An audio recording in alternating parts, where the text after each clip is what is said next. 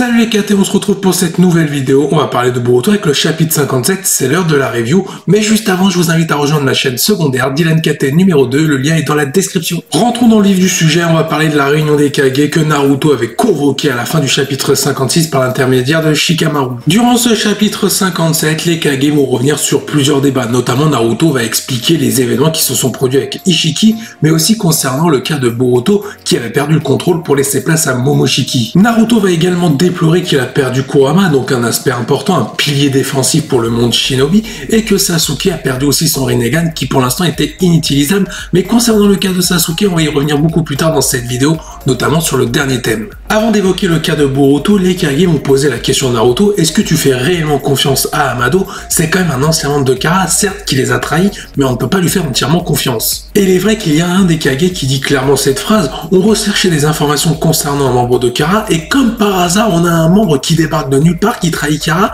et qui nous livre toutes les informations, ça paraît un peu bizarre. Naruto tente de les rassurer en disant oui, Amado certes a appartenu à Kara, mais il nous a quand même livré des informations importantes concernant une potentielle invasion d'Ishiki auparavant, donc je pense qu'on peut lui attribuer du mérite, mais Naruto reste néanmoins méfiant à l'égard d'Amado. J'avoue que dans cette situation, je suis un peu comme les Kage, je suis dubitatif concernant le cas d'Amado. Pour revenir sur le personnage de Naruto, je trouve qu'il est naïf, et Sasuke lui a dit plusieurs fois tout au long de l'œuvre Boruto que la naïveté de Naruto finira par le perdre.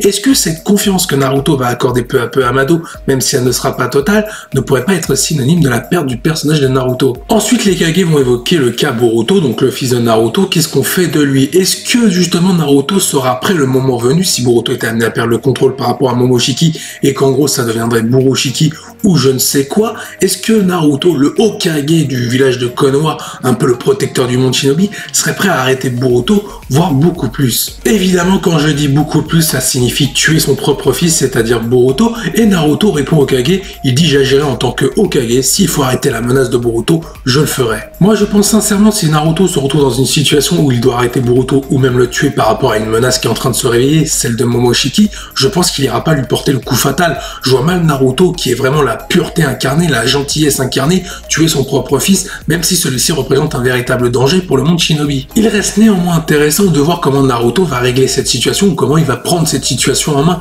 parce que pour la première fois, il aura le cul entre deux chaises. Est-ce qu'il va choisir ses fonctions de Hokage, ou tout simplement en tant que père de famille, protéger Boruto? Le choix est difficile pour Naruto. Et je pense sincèrement, peut-être pas Gaara, mais les autres Kage vont commencer à douter un peu du comportement de Naruto, parce que je pense qu'ils vont se dire, est-ce qu'il est réellement capable d'arrêter son fils au point de le tuer? J'en doute. Et je pense que les Kage vont commencer à mettre au point un plan pour peut-être pouvoir éliminer la menace sans que Naruto s'en rende compte, ce qui pourrait fragiliser le monde shinobi. Il est temps de passer aux autres points clés de ce chapitre, notamment au moment où Amado va faire une révélation à Naruto en disant que le pouvoir originel d'un Otsutsuki ou des Otsutsuki, c'est tout simplement la pupille, le Byakugan. Donc le Byakugan, une des pupilles qu'on a connues au tout début de Naruto, notamment par l'intermédiaire d'Hinata, de Neji, et notamment qui a été l'office d'une intrigue durant tout le film The Last par rapport au Tessengan avec Toneri, est tout simplement le pouvoir originel des Otsutsuki, donc c'est une divinité. Amado explique à Naruto qu'il a mis au point un médicament qui s'appelle le suppresseur de Byakugan afin de retirer le pouvoir d'origine d'un Otsutsuki, et notamment Ishiki, sur qui il avait tenté de le combattre, mais sa tentative a échoué. Moi je me pose plusieurs interrogations. Déjà, à quel moment Amado a découvert que le Byakugan était le pouvoir originel des Otsutsuki?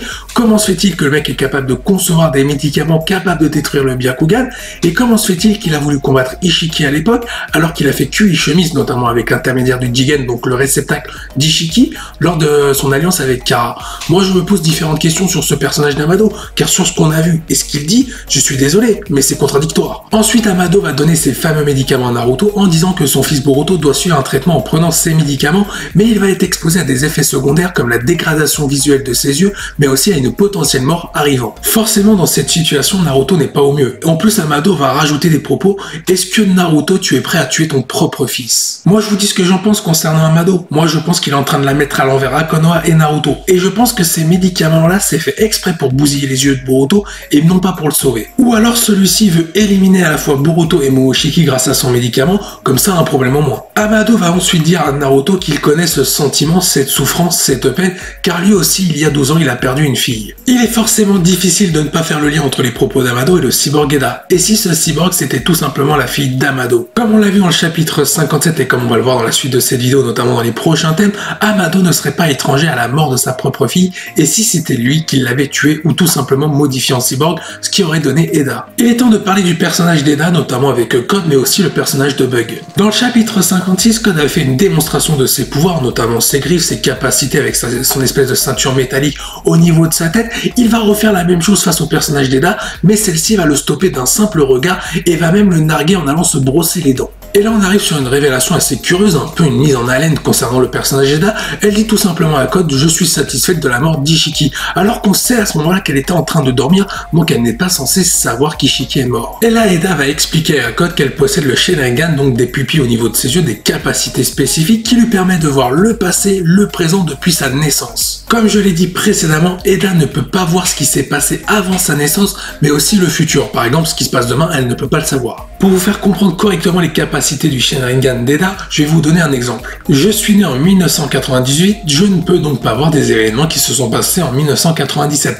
Cependant, si je souhaite savoir des événements qui se sont produits en 2000, je pourrais le savoir, c'est un peu comme des mini-caméras à travers le temps et l'espace. Mais cependant, je ne peux pas voir ce qui se passera demain. Par exemple, aujourd'hui, nous sommes le 19 avril 2021, je ne peux pas savoir ce qui se passe le 20 avril 2021. Pour revenir au personnage d'Eda et Code lors de leur dialogue, Eda va lui faire une démonstration de ses pouvoirs, notamment grâce au Sharingan, en lui dévoilant tout ce qui se passe à l'heure actuelle avec la réunion des Kage entre Naruto et les 4 autres Kage. Comme on va le découvrir, les Kage sont en train de mettre en place un plan pour arrêter Code, sauf que cependant celui-ci a désormais un atout d'avance car il est au courant de tout. Il est temps de parler de la haine d'Eda envers le personnage d'Amado car celle-ci lui reproche de l'avoir transformé en cyborg et de lui avoir enlevé la capacité d'être aimé par quelqu'un. Comme je l'ai dit précédemment, il y a des indices qui me laissent penser qu'Eda est la fille d'Amado, notamment celui-ci. Le fait que Amado l'ait transformé en cyborg, ça pourrait expliquer pourquoi Eda a une haine envers Amado, car celui-ci est tout simplement son père. Il est temps de parler du deuxième pouvoir d'Eda, car oui, elle en a un deuxième en plus du Sharingan, elle peut tout simplement faire assouvir les autres pour les transformer en marionnettes à sa guise,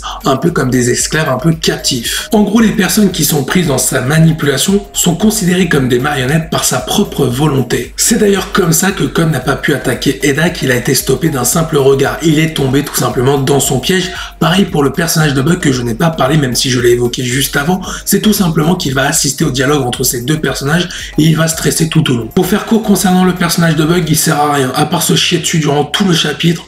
Le personnage d'Eda va expliquer à Code ses faiblesses par rapport à cette capacité, le fait de prendre quelqu'un comme marionnette par rapport à sa volonté. Elle explique les faiblesses de cette capacité qui sont limitées et qu'elle ne peut pas reproduire sur quelqu'un qui appartient à sa famille, donc son sang, ou les Otsutsuki. Et cet indice-là me laisse penser que le personnage d'Eda est la fille d'Amado, car tout simplement j'ai l'impression qu'Amado s'est retrouvé dans la même situation que Naruto et qu'il a dû faire un sacrifice par rapport à sa fille, peut-être en lui faisant donner le médicament pour la transformer en cyborg afin que celle-ci ne transforme pas en Otsutsuki, ce qui expliquerait pourquoi elle ne peut pas faire ses capacités sur les membres proches de sa famille comme Amado ou les Otsutsuki, car elle aurait tout simplement de l'ADN en rapport avec Amado et les Otsutsuki. Elle explique notamment à Code qu'elle ne peut pas effectuer cette technique, cette capacité plutôt sur les personnages de Boruto et Kawaki, car ceux-ci possèdent actuellement de l'ADN Otsutsuki et donc la capacité est inutilisable. À la suite de ces propos, Code va commencer à douter du personnage d'Eda et va lui demander si elle est capable de sacrifier un des deux, Kawaki et Boruto, par rapport au Jubi pour faire générer le fruit du chakra. Eda va lui prouver sa bonne foi en lui disant tout simplement qu'elle s'en fout de ces deux-là, qu'ils ne sont pas si importants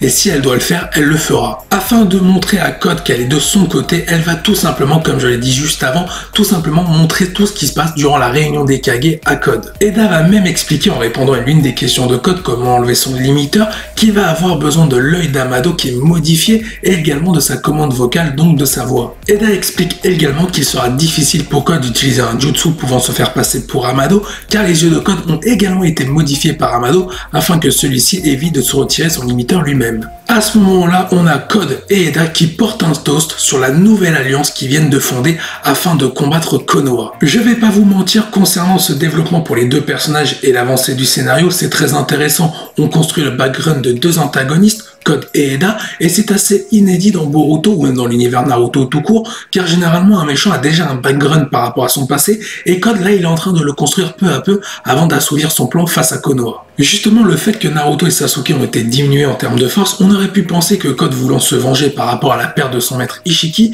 il aurait pu directement attaquer dans le tas et finalement il va prendre le temps de réfléchir à faire un bon plan afin de ne pas se tromper et pouvoir faire une belle vengeance. Pour moi, le début du développement du personnage est très bien réussi et très bien exploité, car déjà elle a un lien avec Amado, c'est très clair, et pour moi le fait qu'on voit ses capacités, qu'on nous explique un peu ses atouts, ses faiblesses, c'est très intéressant. Néanmoins, je trouve que ses capacités sont un peu cheatées, notamment le Shenringan. Parlons du personnage de Sasuke Uchiwa, qui lui ne fait aucune apparition durant tout le chapitre 57, tout comme Kawaki et Boruto, même si ces deux personnages-là ont leur nom stipulé à plusieurs reprises, mais Sasuke est aux abonnés absents, que ce soit pour apparition ou stipulation de son nom. Et là, il n'y a pas besoin d'être un expert dans la connaissance des shonen, on comprend dans l'archétype de ce shonen dans Boruto que le personnage de Sasuke va bientôt revenir, peut-être pendant la bataille, peut-être que Konoha sera désespéré, et Sasuke va sortir de nulle part avec de nouvelles capacités, peut-être un Rinnegan retrouvé, ou avec deux bras, ou avec les deux tout simplement. Donc je pense que Sasuke va avoir droit à une haie d'honneur, le fait qu'il soit absent